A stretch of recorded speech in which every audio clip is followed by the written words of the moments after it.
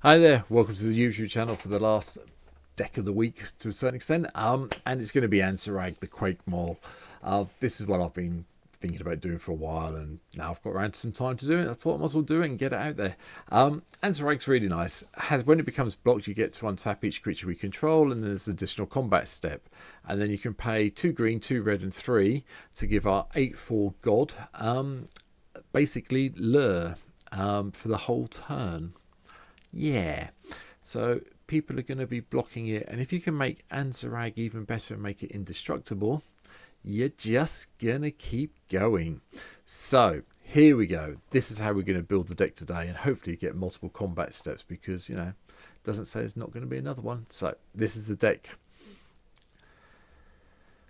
The land base is very simple today. Red and green lands, all sorts of things. I think there's 8 forests, 8 mountains, and then all the dual lands you can think of that provide red and green, plus 1 fabled passage to go and get a green or a red if we're missing it. Artifact ramp for the deck is not overly top. It's Soul Ring, Arcane Signet, Emerald Medallion, Ruby Medallion, and Swiftfoot Boots. No, sorry, Thought Vessel, Swiftfoot Boots. That's not ramp for the deck, sorry. And then Jeweled Lotus, because getting Anzrag down on turn 1 is going to upset your opponent something chronic, believe me. An 8/4 on turn 1, yes please, thank you very much. Let's see how long it lasts the game for. Beyond that, like I say, the artifact ramp's not over the top today, but we've got creatures that give us land.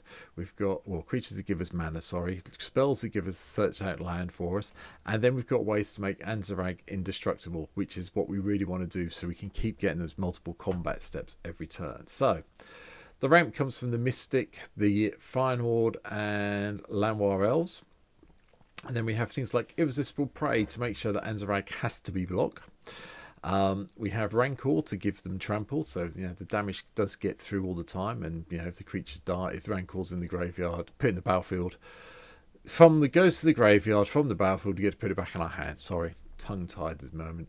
Tameo Safekeeping means our Anzrag becomes indestructible. We gain a tiny bit of life as well as hexproof, and Withstand Death makes our Anzrag indestructible as well. Farseek goes and fetches the land. Gaia's Gift gives Anzrag a whole host of things. Trample, Hexproof, Reach, and Indestructible. And a +1/+1 counter. So 8/4 becomes 9/4. Dangerous.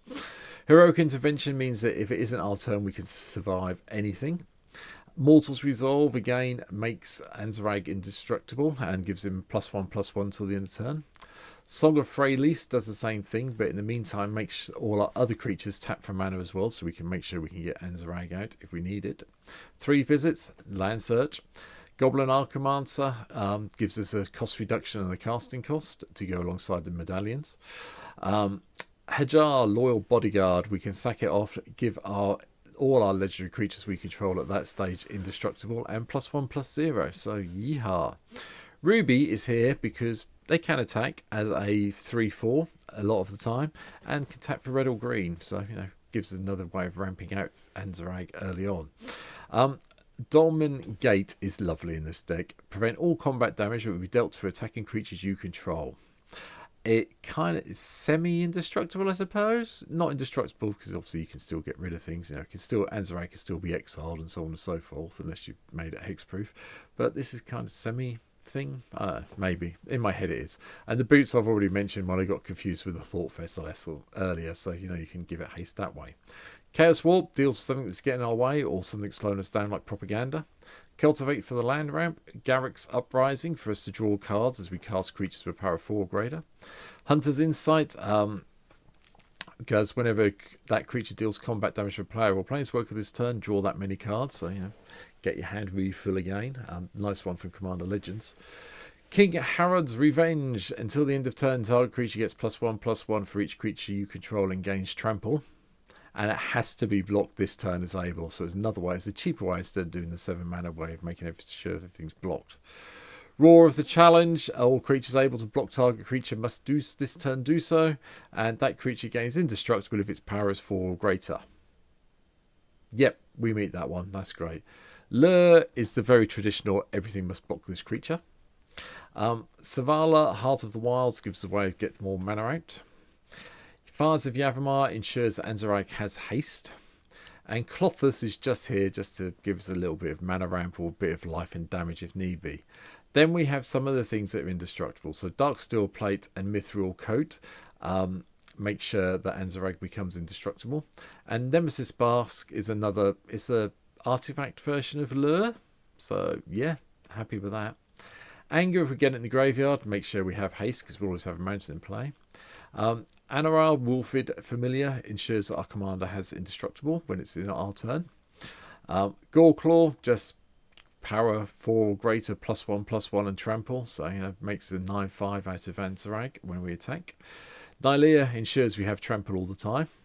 Toski is just there to draw cards. No other reason for it in this deck apart from that. And it's indestructible itself, so can help sometimes. Neath of the Dire Hunt. At the beginning of combat in your turn, you may pay 2 and a green or a red. If you do, target creatures, double target creature's power until the end of turn. That creature must be blocked this combat if able. Another cheaper way of doing it instead of the 7 mana that's built into Anzrag. General Mahort Eldragon gives the creatures when they're blocked +3/+3 for each creature blocking it, so that makes Anzrag massive. Grand Warlord Rada just basically gives us mana, which we don't lose at the step's end. Halala and Elena, the partners, give +1/+1 counters on another creature where it's the power of Halana and Elena, and that creature gains haste until the end of turn, so yeah, that works. Yanaris just ensures we have haste across the board again, ignoring completely the face down creature things, not happening in this deck at all. Hammer of Nazin ensures the creature is +2/+0 and indestructible.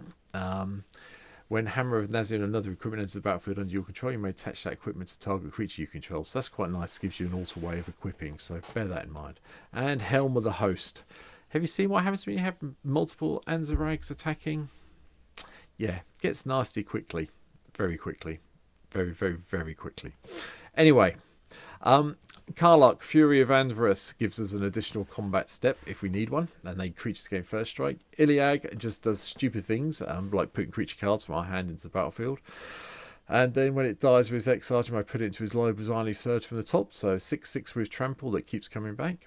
Savage Beating gives us an additional combat step or double strike. Probably the double strike, to be honest, is what we're going to need. We can entwine it, but Anzrag will be being blocked, so we'll get the additional combat anyway, so the double strike's probably better.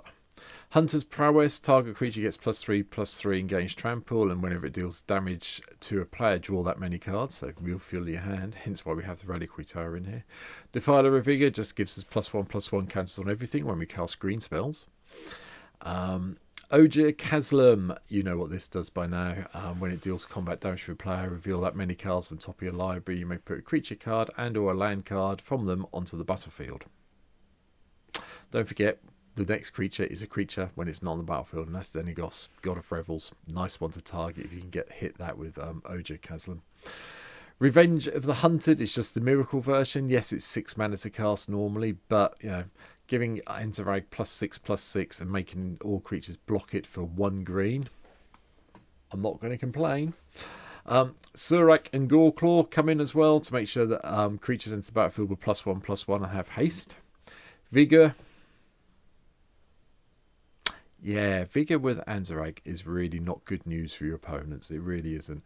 All the +1/+1 counters, and you attack again, and more +1/+1 counters, so on and so forth. Your opponents soon run out of creatures, and you soon win the game. Savage Ventmore just helps us with mana production when it gets to attack, and it's really great if Anzrag somehow gets exiled. You can attack with the Savage Ventmore, and if it's the first time Anzrag's been done, have the mana instantly to replay them. So it's all good.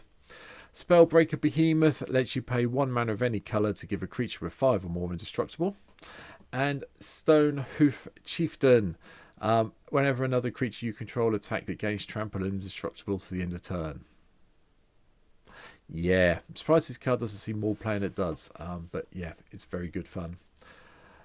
Final card is just another spell. It's an instant spell to give us indestructible. The +X bit's really irrelevant unless we've managed to give Anzrag trample, but the hexproof and indestructible really does save Anzrag. Like I say, it's not a very technical deck to play this one. It's a case of play Anzrag, make indestructible, get on with things. Yeah, and just attack. I'll be honest, I haven't seen many people play Anzrag yet on MTGO. I think that may change when people actually realise how good the card is. But for now, if you want to see me play it, it'll be played Thursday night this week or Sunday afternoon, depending how well the games go and the stream goes. There's a link to my stream down below.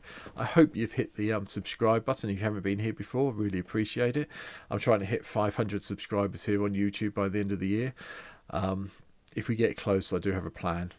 You might see something come up. There might be a competition come up when we get close to it. I need to get that magic number. So bear that in mind. But for now, thanks for watching. I hope you've hit the subscribe button. I hope you've enjoyed the video. There may be a stream replay tomorrow, depending how things go. But for now, take care. And hopefully I'll meet you on stream very soon. Take care. Bye.